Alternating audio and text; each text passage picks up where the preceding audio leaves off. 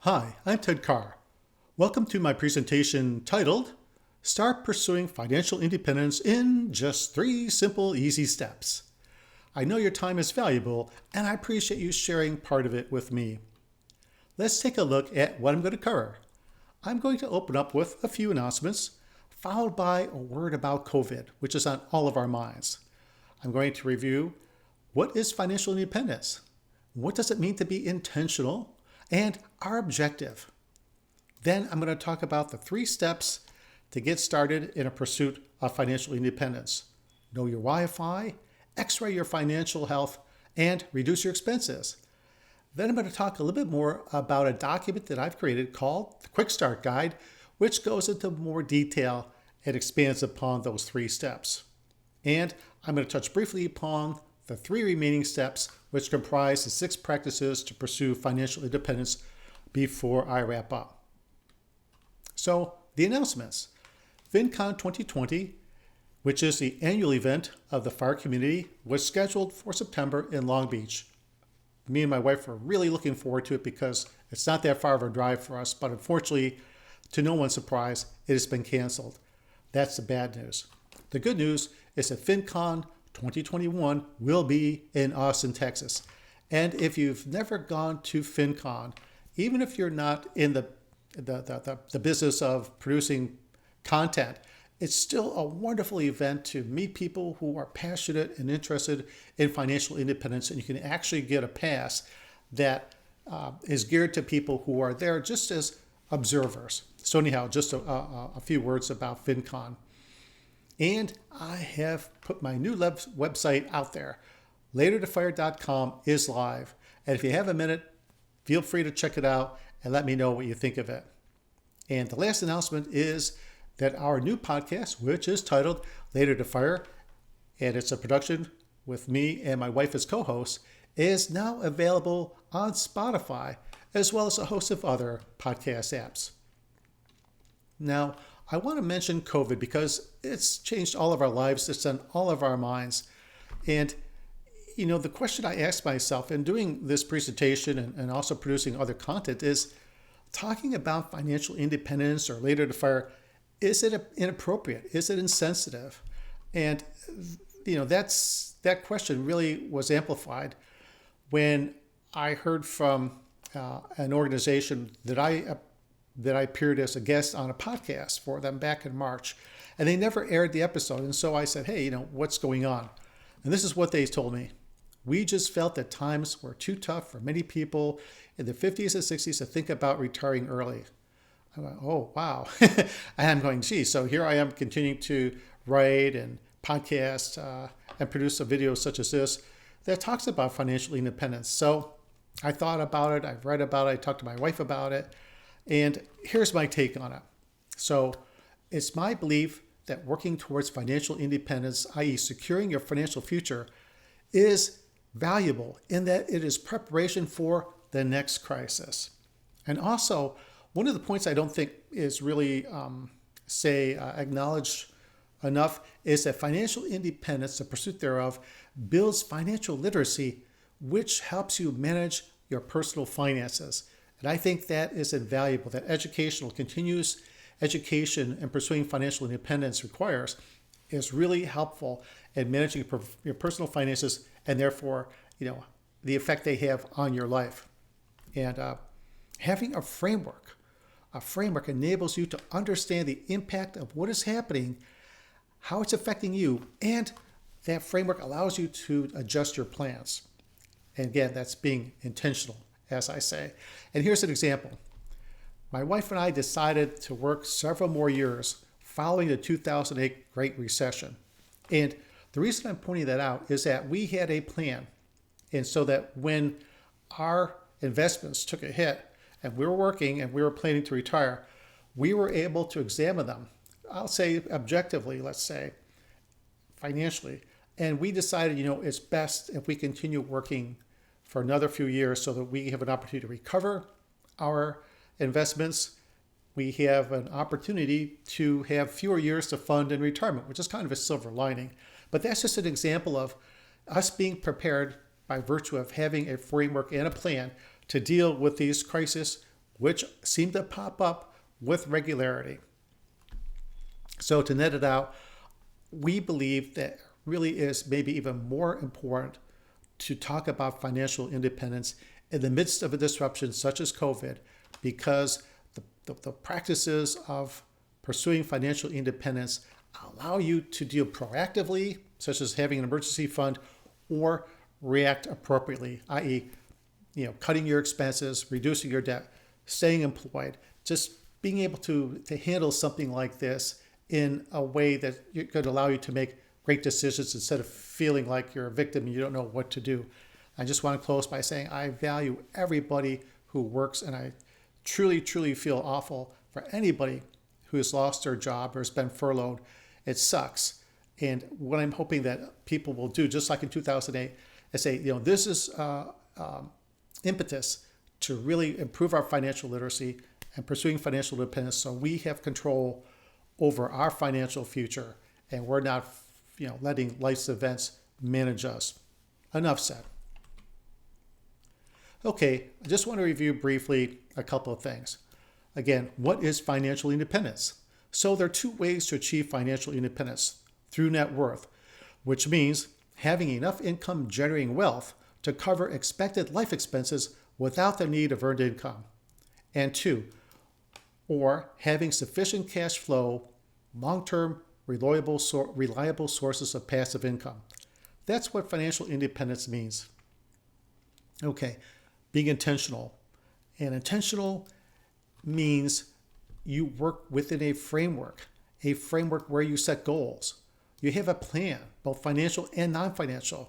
And you have a growth mindset, which means you believe through work and learning that you are able to make changes, to make improvements, to pursue financial independence. A fixed mindset means you believe you're dealt a bad hand and there's nothing you can do because fate has screwed you. Well, having a growth mindset says, no, I can do it. And I've seen plenty of examples of people who have adopted growth mindsets and have learned how to manage their finances, learned how to invest, and have achieved financial independence.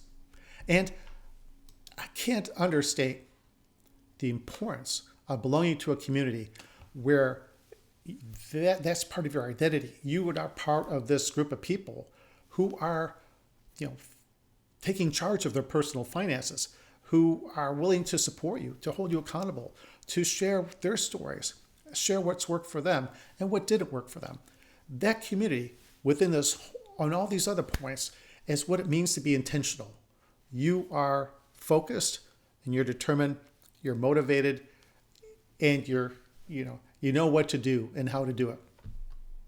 Our objective in this presentation is to simplify how to get started. Now, if you're like me and you've bought some complicated piece of technology and you get these incredibly detailed instructions, first thing I do is look for the quick start guide. How do I get this thing up and running? Well, that's all I'm trying to do here is, if it was so simple that all you have to do is figure out how to, reduce your spending and save more, then why are so many people behind in saving for retirement? It's not that simple. It takes intentionality, make up my own word here. It just takes some, real planning and intentional efforts. So what I'm trying to do is sort of net out and boil down how to get started so that you're not overwhelmed by the complexity of taking a decision to pursue financial independence. And there's just 3 steps to get started. Know your why of FI. And there's sort of a short-term and a long-term element here. Short-term, what problems are holding you back from achieving financial independence? Could be you have too much debt. It could be that you're not making enough money. It could be you want to pay off your mortgage, that it's you bought too much house.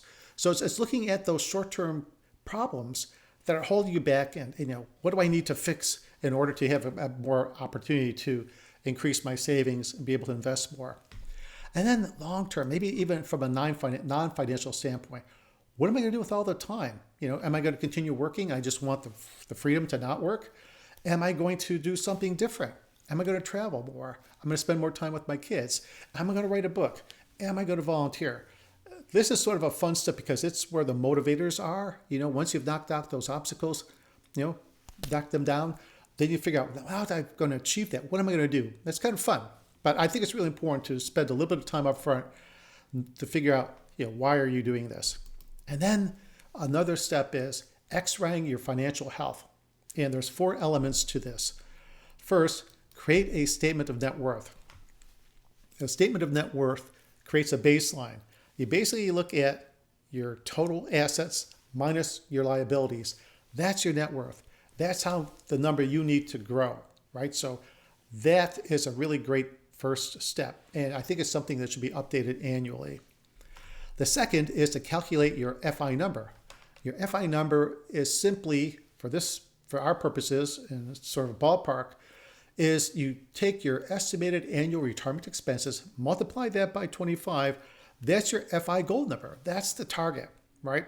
Now, I go into a little more detail in a presentation I did on financial independence, but for just sort of this high-level planning, calculating your FI number through the rule of 25 is sufficient. Third is calculate your savings rate. Take the amount you're saving and divide it by your income. That's your savings rate. That's the number you want to grow. 10, 15, 20, 50% or more. You want to maximize your savings rate. And the fourth, in terms of X-raying your financial health, is examining your spending. Here, I recommend taking a minimum of the last 12 months of expenses, looking at each item. If you don't have an app that does it for you, maybe put it into a spreadsheet by category. Is it housing related? Is it insurance related? Is it food related? Is it entertainment related? Is it insurance related? Just whatever categories apply to your life. Put those expenses into those categories and then think about it. Are these items that are luxury items? Do they have substitutes? Do I need them? Do I just want them? So really get a handle on your spending. That is essential. It's like if you're going on a diet, you want to lose weight. Well, what's my caloric intake? What am I eating? Why am I eating it? When am I eating it? It's, again, just knowing, the state of your spending. Very, very, very helpful. Because the next step talks about figuring out ways to reduce your spending. Now, this I refer to as being very personal and very situational. What works for me may not even apply to you. We maybe cut our spending on our cable bill, right? We've done something to move to Roku, for example, and we've reduced our cell phone bill. And there are ways to reduce grocery spending. It just depends. The tactics you choose depend on your situation. But, reducing your spending is, again, where now you're taking the action after you've done all the assessments, all the X-raying. This is now how you're going to actually start making the changes so that you can reduce your spending, which is very, very, very powerful, because for every dollar you reduce of your spending, that's one less dollar you need to save and invest. So that's very impactful. I put together a document called the Quick Start Guide, and it contains some additional information that's not in this presentation. One is there's a more in-depth discussion of each step.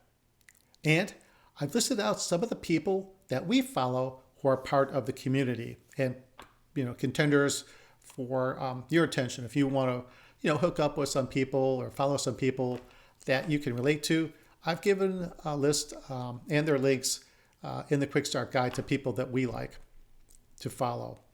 And also links to resources, videos, books, and calculators. Now, if you want to request a copy, all you need to do is go to my website, latertofire.com, click on the contact button, menu item, and you just fill out a very simple, 2-step form, and I'll send you a copy of the Quick Start Guide. No problem. I hope you do. Wrapping up, there are 3 more practices, 6 in total, that comprise what you need to do to pursue financial independence. The last 3 are eliminate debt, maximize savings, and invest efficiently. Now, Claire and I discussed all 6 practices in episode 14 of our Later to Fire podcast. So I invite you to check that out. If you get a few minutes, we go into a little bit more depth about these next 3, plus the first 3 that are part of the Quick Start Guide.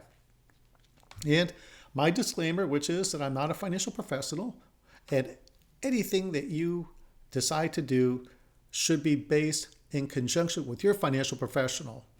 The information we provide is illustrative, and we're just making a point in sharing our experience with you to hopefully be of some help to you. And last but not least, again, thank you for the privilege of your time. I hope you enjoyed our presentation. Please click the subscribe button to our channel and feel free to leave any comments either on YouTube or on our website. For now, this is Ted Carr saying thanks, wishing you all the best. Until next time, take care.